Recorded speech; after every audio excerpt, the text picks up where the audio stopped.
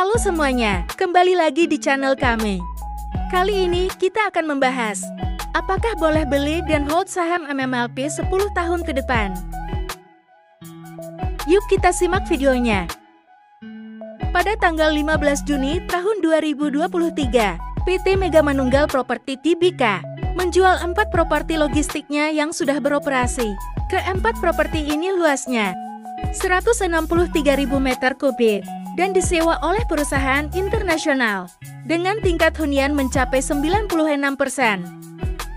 Penjualan 4 properti ini menghasilkan uang sebesar 2 triliun. Uang ini digunakan untuk membayar hutang sebesar 322 miliar dan membeli 25% saham REIT.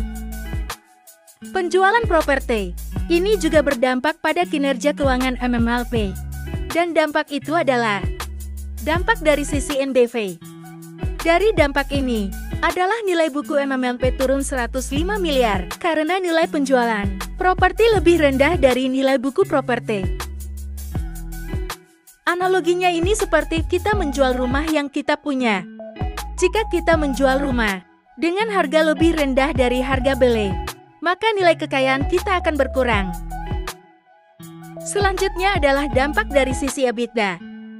EBITDA MMLP turun 159,7 miliar karena 4 properti ini menyumbang 159,7 miliar dari total EBITDA MMLP.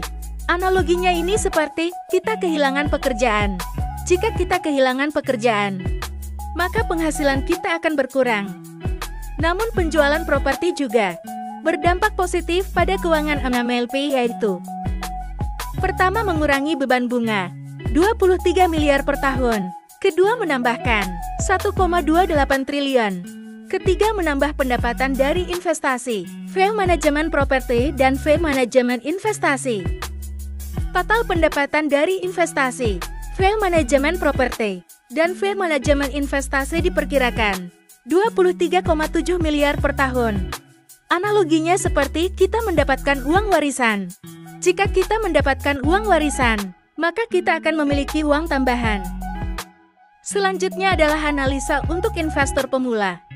Pertama, penurunan NBV dan EBITDA merupakan hal negatif bagi MMLP. Kedua, peningkatan pendapatan dari investasi adalah hal positif. Ketiga, fee manajemen properti dan fee manajemen investasi merupakan hal yang positif.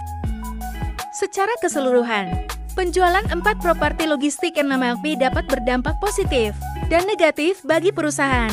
Investor perlu mempertimbangkan kedua sisi tersebut sebelum memutuskan untuk membeli atau menjual saham MMLP. Jadi kesimpulannya adalah pertama, investor perlu memperhatikan perkembangan selanjutnya untuk melihat apakah perkiraan pendapatan dari investasi, fee manajemen properti, dan fee manajemen investasi dapat tercapai. Kedua, investor perlu melihat apakah MMLP dapat mengatasi dampak negatif dari penjualan properti dalam jangka panjang. Jadi, apakah boleh beli dan hold saham MMLP 10 tahun ke depan?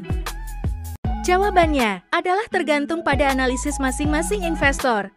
Jika investor yakin bahwa MMLP dapat mengatasi dampak negatif dari penjualan properti dan dapat mencapai target pendapatan dari investasi, maka investor bisa mempertimbangkan membeli dan hold saham MMLP 10 tahun ke depan. Namun jika investor masih ragu, maka sebaiknya investor tidak membeli saham MMLP. Investor bisa menunggu beberapa tahun ke depan untuk melihat perkembangan saham MMLP.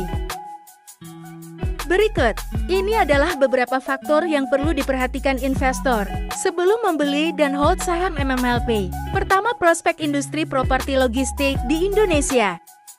Kedua, kinerja keuangan MMLP dalam jangka panjang. Ketiga, manajemen MMLP.